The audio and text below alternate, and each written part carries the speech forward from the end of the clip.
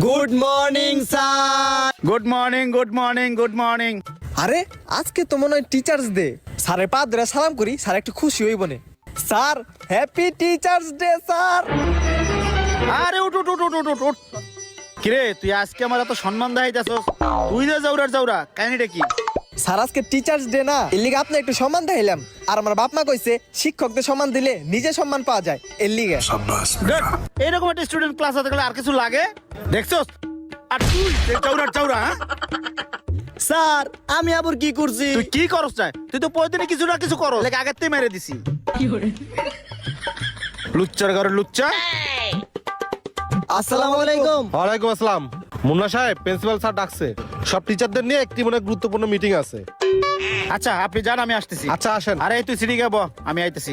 আয় তোরা থাক, আমি আইতেছি।